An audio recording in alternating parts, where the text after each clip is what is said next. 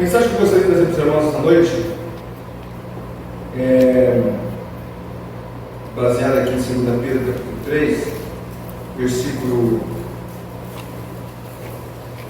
4. Onde está a promessa da sua vinda? Porque desde que os pais dormiram, todas as coisas permanecem como desde o princípio da criação. Então a mensagem é sobre a iminente volta de Jesus. Nos tempos em tempos, né? E nós estamos vivendo esse tempo. Nós somos chacoalhados por eventos que levam o povo a pensar no fim do mundo, na volta de Jesus, no arrebatamento da igreja, no milênio. E as especulações começam sobre o assunto, e muitos procuram saber se o anticristo, por exemplo, já está entre nós. E esses assuntos acabam explodindo a cada novo evento catastrófico que chacoalha o mundo. Nós estamos vivendo nossas vidas normais, tranquilos, cuidando das nossas responsabilidades. De repente vem a pandemia, e já na pandemia muitos começaram a pregar sobre o caos econômico, a questão de que não haveria no mundo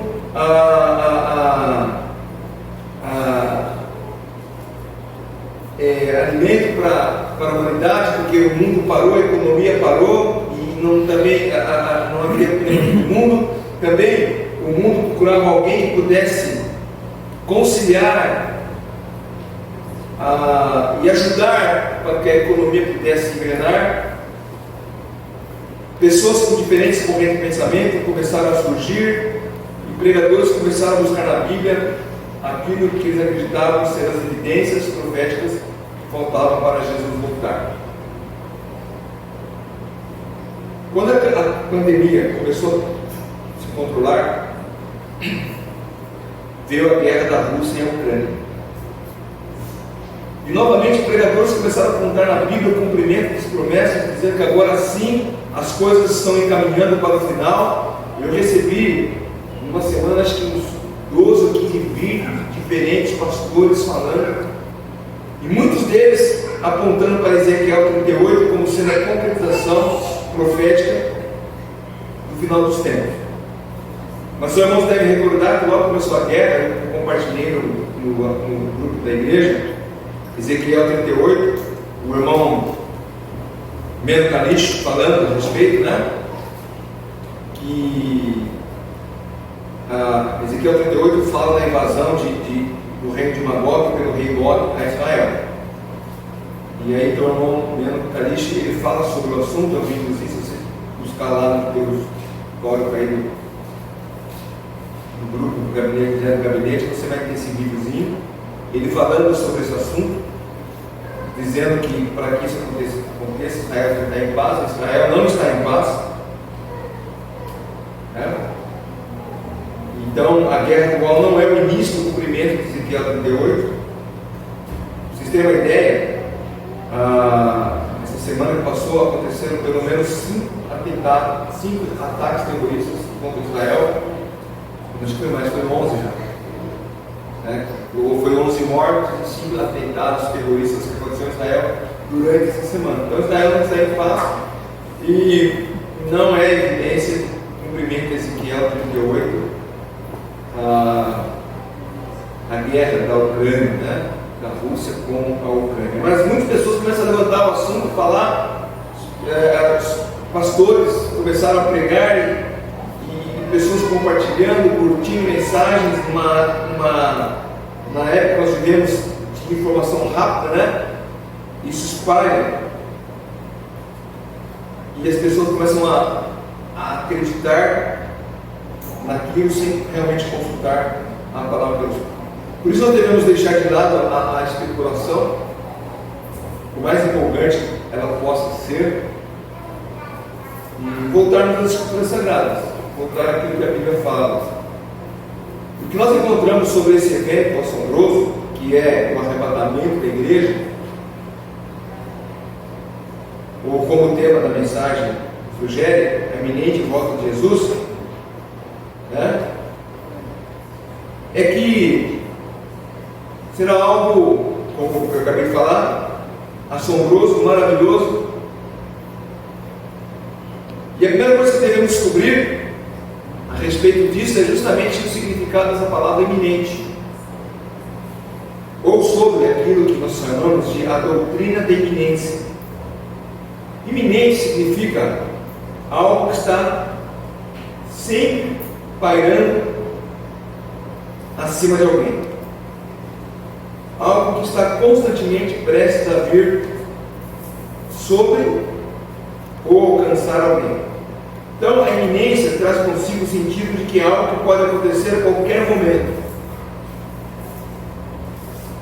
Outras coisas podem acontecer antes do evento iminente, mas nada precisa acontecer antes que a iminência de Cristo aconteça. O Dr. Reinaldo Schwartz, ele diz que sobre a iminência, do arrebatamento, ele diz que se algo precisa acontecer antes de determinado evento ocorrer, então isso não é iminência, porque se estamos aguardando algo acontecer, então a definição de que iminência é algo que está prestes a acontecer não existe. Por quê?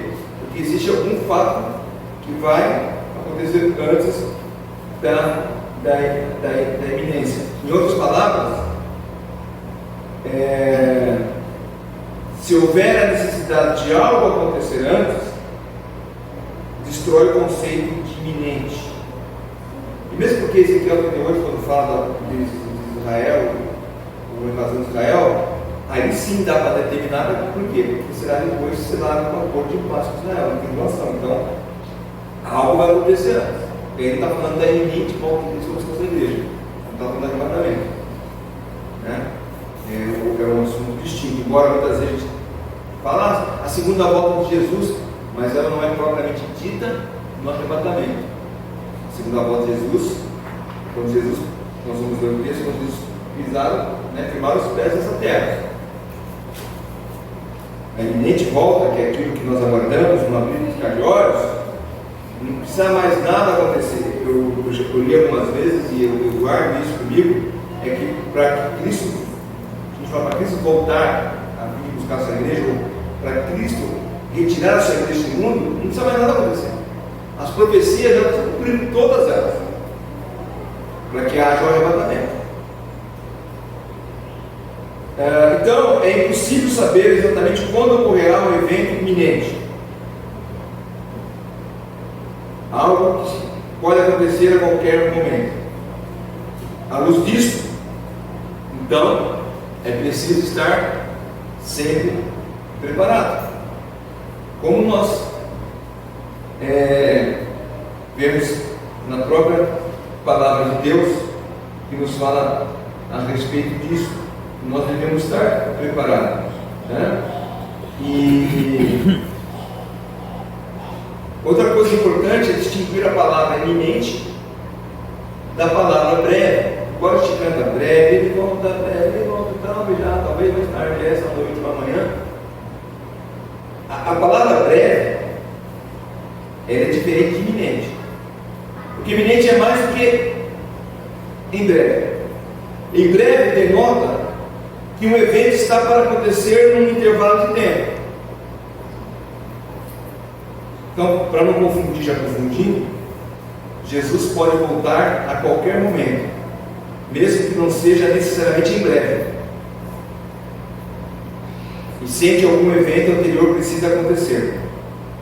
Por exemplo, se eu disser para os irmãos que em breve vamos tomar um café, isso significa que em qualquer momento desse dia isso vai acontecer. Olha, irmãos, em breve vamos tomar um café, tá bom?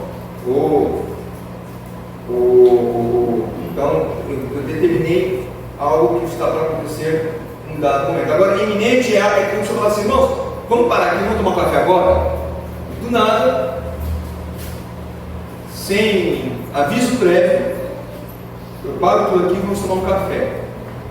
Então essa é a diferença, que iminente não precisa haver um determinado tempo ou uma determinada evento para que aconteça. Então lá, a mãe está fazendo a comida, e a criança, mãe, estou com fome, está pronto o almoço? Em breve estará pronto. Então você está preparando ali, em breve está pronto. É diferente que a criança está lá brincando, não, está pronto o almoço. Opa. De repente, ela não estava esperando, mas já está pronto o almoço.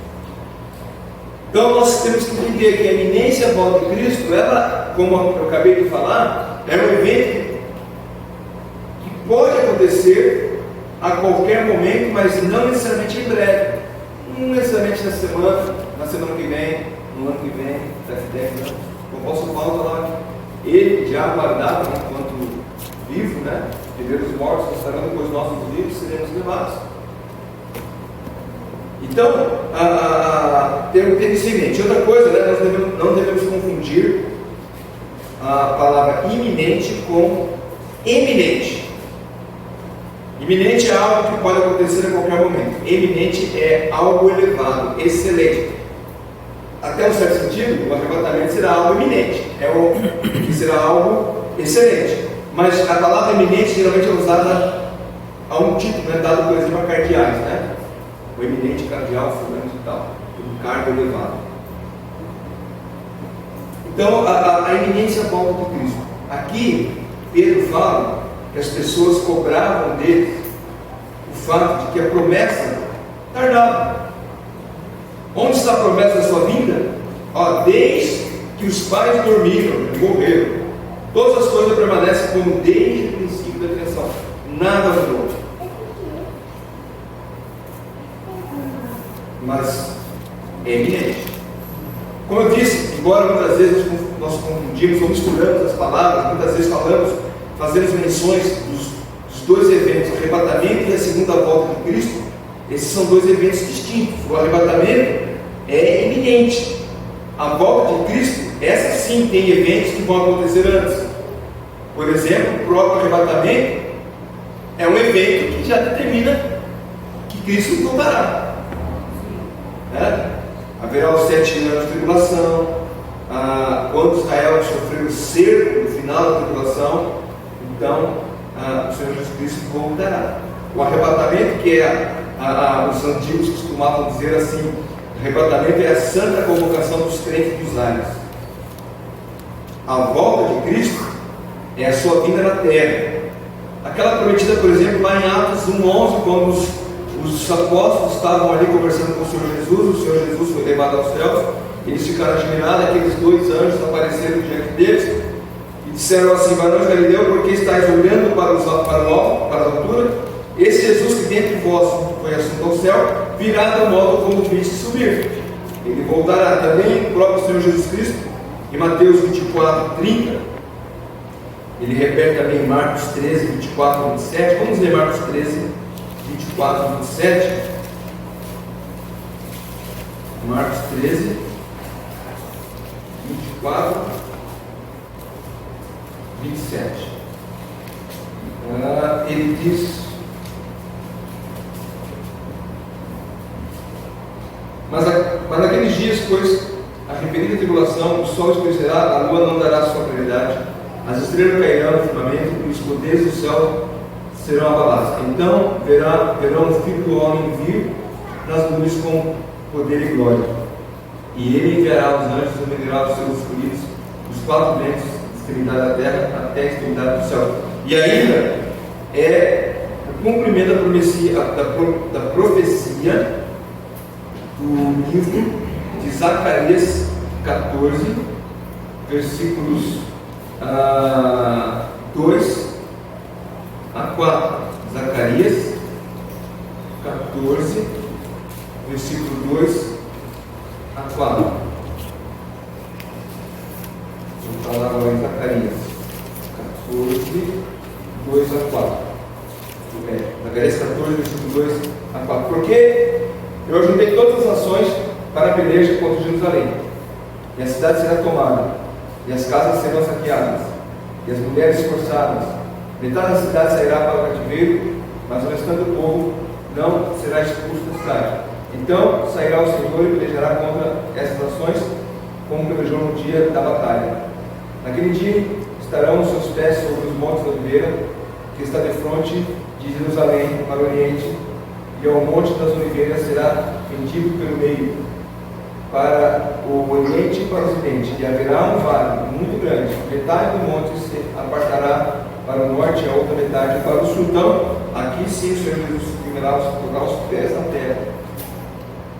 Nós estamos tratando, essa noite é o primeiro evento. O arrebatamento é algo iminente.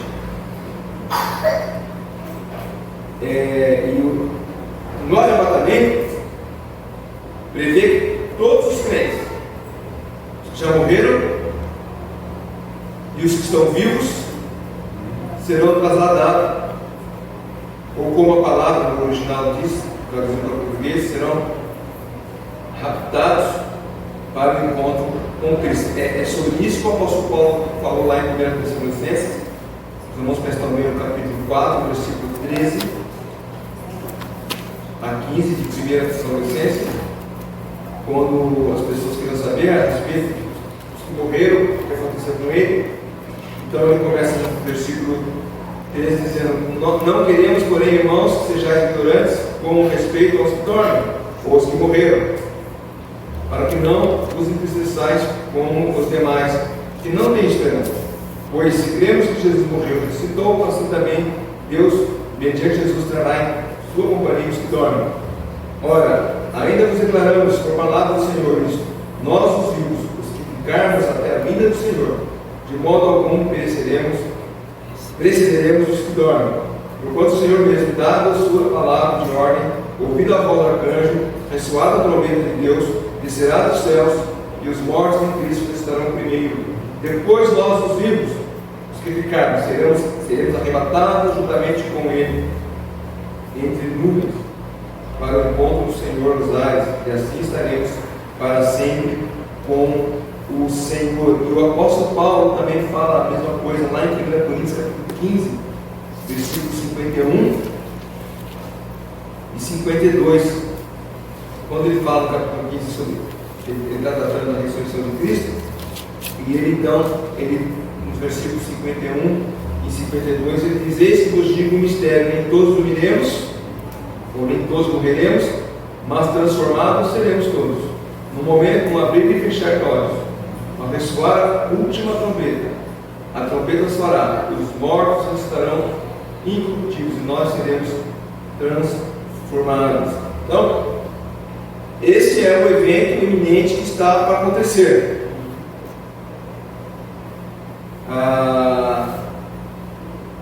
Primeiro os mortos, depois os que estiverem vivos. O que esses dois grupos têm em comum? O que esses dois grupos têm de algo que os capacita ou dá essa possibilidade de ser levado ao céu com o Senhor Jesus Cristo, credencia eles para isso, é que tantos que já morreram em Cristo e os que estão vivos, justamente aceitaram a oferta de Cristo na cruz do Calvário.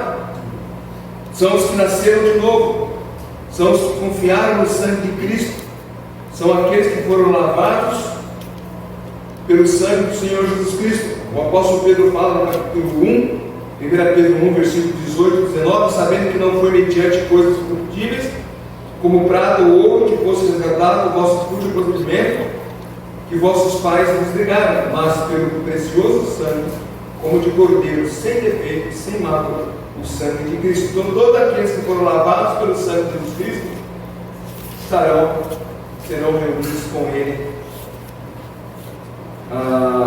pelo o arrebatamento. Apocalipse capítulo 1, versículo 5 também diz: da parte de Jesus Cristo, a fiel testemunha, o primogênito dos mortos.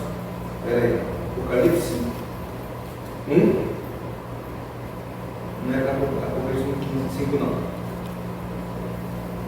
Eu peguei a referência errada. Mas também fala daqueles que serão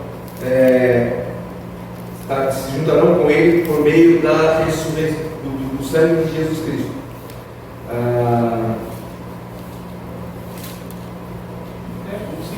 Sim?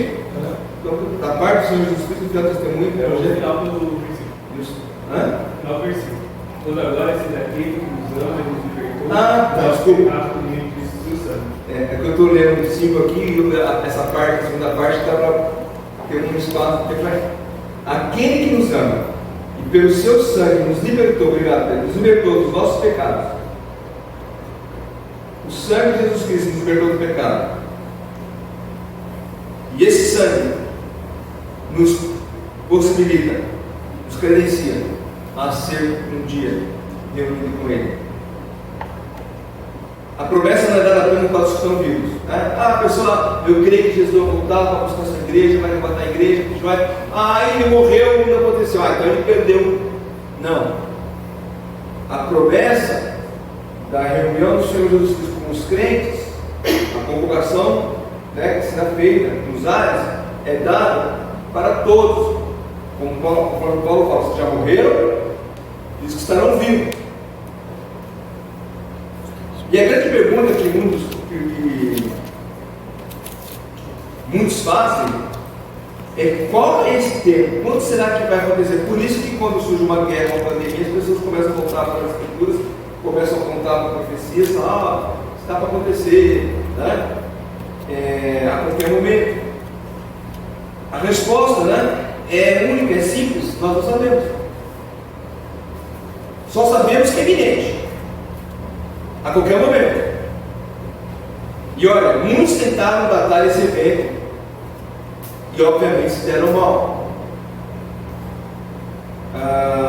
Eles quiseram cravar um dia, e ao querer cravar um dia, eles não estão apenas contrariando a palavra de Deus, que diz que quando esse dia não compete sabermos, né, Atos 7.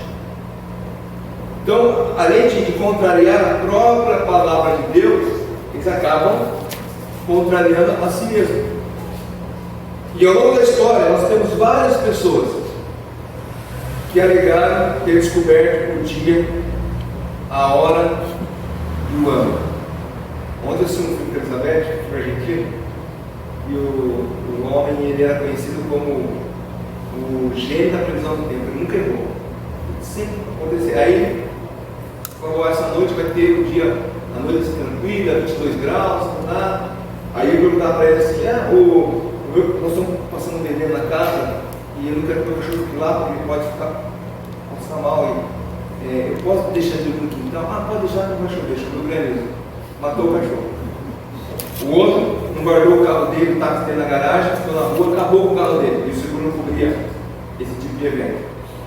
E ele falava: olha, mas eu não tenho culpa, né? É o tempo, é algo que não dá para prever. Mas alguns querem prever. E no filme até tinha um que previa lá, né? O filme é ficção, né? Mas pessoas querem prever, não. A Bíblia não fala. Teve um que diz: olha, a Bíblia não diz dia e hora, mas o ano não pode dizer. Eu vou falar daqui a pouco o nome da pessoa. Mas olha, desde 1260 se tem notícia de pessoas tentando adivinhar esse dia. E a lista é grande. Para nós não puxarmos mais essa lista, ficarmos aqui nos mais próximos do nosso tempo, um deles foi um pastor chamado Pat Robson, fundador de uma organização chamada Coalizão Cristã. Ele disse que isso aconteceria em 1982. Não aconteceu, e ele não justificou o que errou. Um outro pastor chamado Américo Aro Campi datou dia 21 de 10 de 2016. Só que antes ele havia dito que seria em 1994. E depois, em 2011. Então ele havia dito que ia ser em 94, 2011, 2016. E 94, 2011, isso, 2016. E não aconteceu. E aí eles não se justificam. Aqui no Brasil nós tivemos uma famosa mulher chamada Nilce Guimarães, e ela gravou que seria num sábado de 2007. Olha, ela que diz: olha, dia e hora não sei, mas podemos dizer que é num sábado de 2007. E interessante que eu estava olhando depois, né? Eu estava vendo o vídeo dela. Pessoas, olha, vocês entenderam. Ela não disse que ia ser em 2007. Disse que em 2007 começaria o movimento para o arrebatamento da igreja.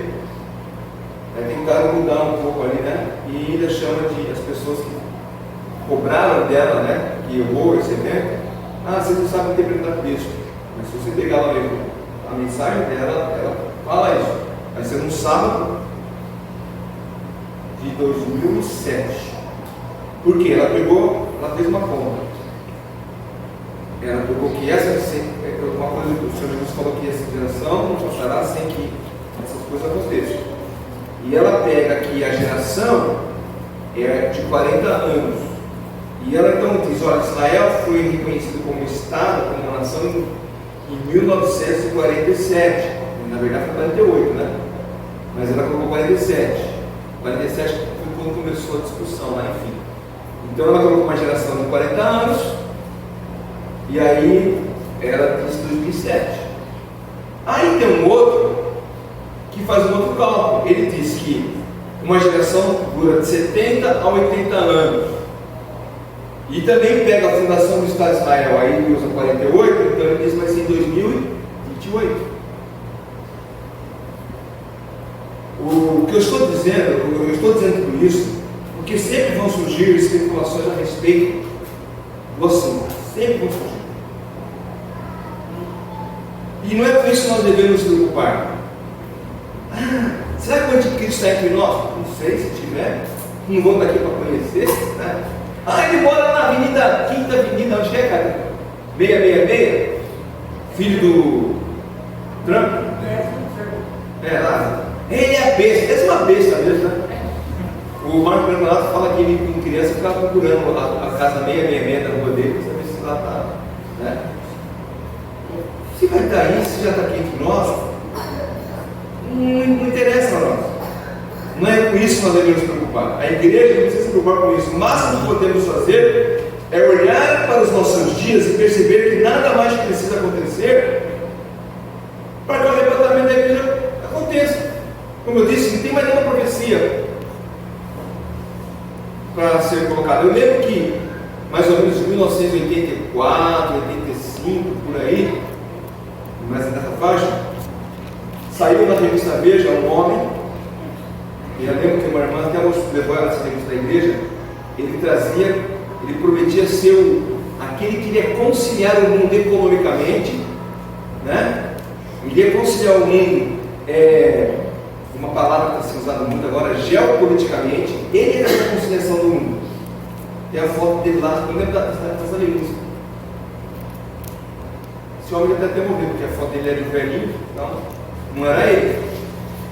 Então, o candidato a anticristo é um monte por aí. Aliás, Pedro já fala que vários anticristos surgiram. O anticristo é aquele que é contra Cristo. E o movimento LGBTG é anticristo. Né? Então, você tem que se preocupar se é ele, se ele é brasileiro, se ele é chinês, se ele é. Não vamos estar aqui para o Paraguai? Quem for o Paraguai? Ele nunca vem nem quando vem na dele, né? Por que você diz Paraguai? Começando mudando. Enfim, vamos estar aqui. É lógico, a gente sabe algumas características dele, né? Sua origem, tudo bem, mas nós não temos que nos preocupar. O que nós devemos, que eu falo, é isso. Que as coisas estão acontecendo, os sinais estão aí. A Bíblia diz que nos últimos tempos surgiriam falsos profetas, guerras, rumores de guerra, nação contra nação, fome, terremoto, ódio, traição, morte. A iniquidade se multiplicaria, a ciência se multiplicaria. E por mais que essas coisas estão acontecendo nos nossos dias, também aconteceram em tempos passados. Na Segunda Guerra Mundial houve fome, estava havendo guerra. A ciência já havia se multiplicado. Imagine, na Segunda Guerra Mundial, a tecnologia para eles era o top, né? Para eles era aquilo ali. Para nós, que nós temos hoje, tecnologia, é estrondoso, mas Tá? Ela se multiplica. Então, e sempre as pessoas procuraram a olhar para essas coisas e falar, não tem mais jeito, o mundo está em guerra, a guerra está rolando solta no mundo inteiro. Então, Jesus Cristo vem buscar a sua igreja. Ou eu não vou trabalhar mais, vou vender minha casa, vou vender dinheiro, e a pessoa, pois, fica frustrada porque nada disso aconteceu. Então, por mais que sejam latentes essas coisas, e são suficientes para que o arrebatamento ocorra, não sabemos quando será. A ciência pode se multiplicar mais e mais, as guerras podem se intensificar mais ainda, e tudo isso vai acontecendo, como eu disse, há muito tempo. Primeira Guerra, Segunda Guerra, a Guerra do Vietnã, do Iraque, tantas outras guerras foram referências para dizer que, olha, já está vendo? A Bíblia fala, teve terremoto.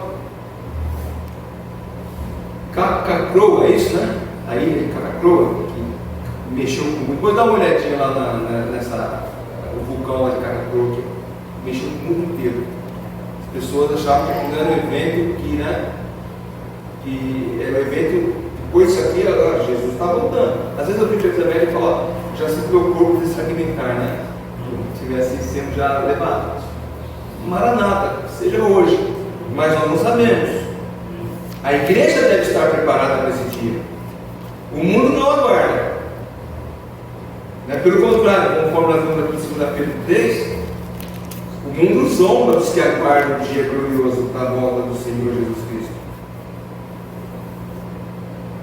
Nós devemos estar, e Pedro fala aqui novamente, em 1 Pedro, no capítulo 1, versículo 13, ele fala uma coisa que nós devemos estar sim fazendo. Por isso, cingindo o vosso entendimento, sede sóbrios, esperai inteiramente na graça que vos está sendo trazida na revelação de Jesus Cristo. Esperai inteiramente, esteja esperando, aguarde esse dia. Judas, no versículo 21 de Judas diz que nós devemos, Pedro fala que devemos estar esperando, ser vigilantes, e Judas também nos fala isso no versículo 21, onde ele diz, guardai-vos no amor de Deus, esperando a misericórdia do nosso Senhor Jesus Cristo para a vida eterna. Então nós devemos esperar por esse dia. Nós devemos estar vigilantes, devemos ser pacientes. Tiago também nos fala lá em Tiago 5, Tiago diz que nós devemos ser pacientes, versículos 7 e 9 de Tiago. Sede, pois, irmãos, pacientes até a vinda do Senhor. Eis que o lavrador aguarda com paciência o precioso fruto da terra, até receber as primeiras e as últimas chuvas. Sede vós também pacientes e fortalecer o coração, pois a vida do Senhor está próxima. Então, quando o apóstolo Pedro fala que aquelas pessoas zombavam deles, perguntando, quando é que vai acontecer, seus pais já morreram e nada mudou, seja paciente, aguarde como se fosse o dia de amanhã. A vinda do Senhor Jesus Cristo está próxima.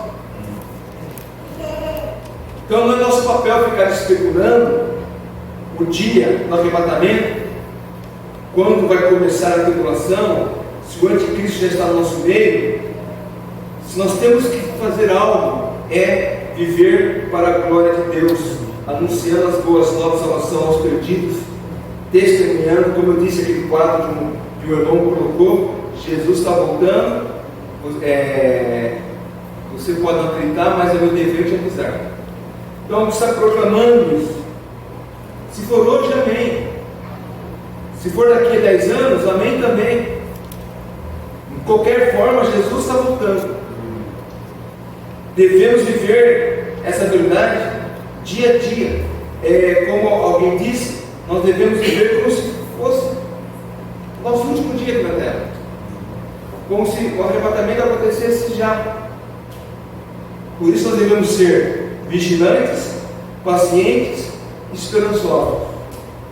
Vigilantes no sentido de cuidar das nossas vidas. para que nós estejamos fazendo aquilo que agrada ao Senhor sempre. Pacientes porque não perderam a expectativa da promessa, né?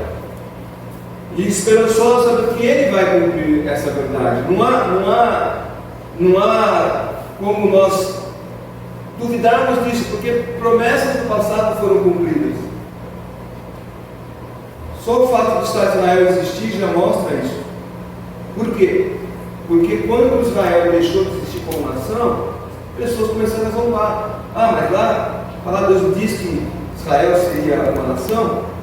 Quando Israel se tornou nação, lá, quando o Conselho da ONU se reuniu e votou a favor do Estado de Israel, lembrando que a votação tinha sido empatada e quem promoveu o voto de Minerva, né, quem deu o voto de Minerva, foi Oswaldo Aranha, brasileiro, e nação se tornou, Israel se tornou nação, e imediatamente a Liga Árabe invadiu Israel para acabar com tudo, vão acabar com tudo aqui, e perderam. Desde então, antes isso já acontecia, né?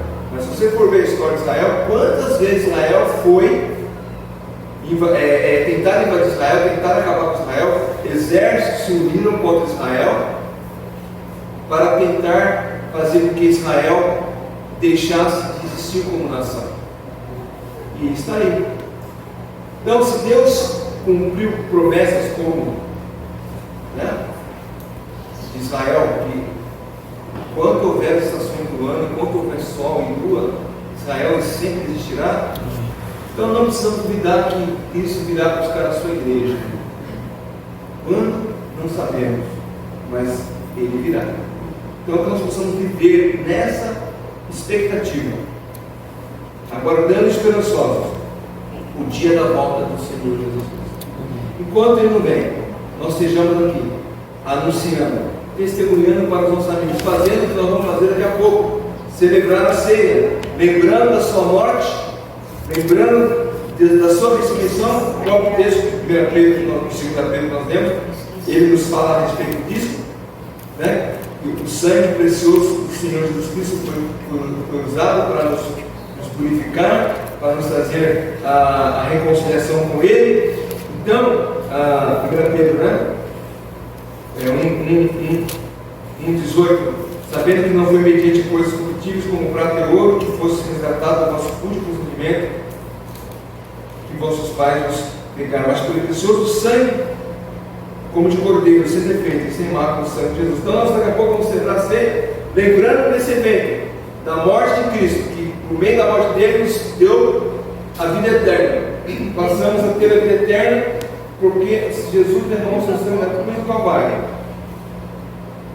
E a promessa é que Ele convocará a sua igreja, reunirá os crentes de uma só vez. Como Paulo fala, abrir e ficar de olhos, pode ser a qualquer momento. E nós devemos viver nessa expectativa. Na expectativa que está para acontecer. Devemos ser como aquelas crianças, né? Quem já teve filho pequeno, como Santiago tem comentado isso, o Theo está viajando lá do Paraguai para o Brasil. Está chegando? Está chegando? Não, vai chegar. Não, vai chegar. Quando o Pedro ainda era pequeno, eu falava, falta 5 curvas para a esquerda, 5 para a direita. Aí eles perdiam a conta mesmo, né? Então, vai chegar. Está chegando, não sei quantas curvas faltam para a esquerda, para a direita, não sei quantas mais guerras vão acontecer, não sei. Mas Jesus está para chamar a sua igreja. E que nós estejamos aqui, firmes, aguardando esse dia. Dia glorioso. Não fazer como alguns fazem. Jesus está voltando, então eu vou largar tudo, vou para trabalhar, vou vir em casa, só ler a Bíblia. Não. Trabalhando, cuidando dos seus afazeres, estudando, criando seus filhos. Quanto menos esperar, Ele virá. E nós iremos, né, a sua convocação. Estaremos reunidos com Ele para sempre. Amém? Deus abençoe. E possamos viver essa iminência verdadeiramente, sabendo que Ele virá para nos buscar.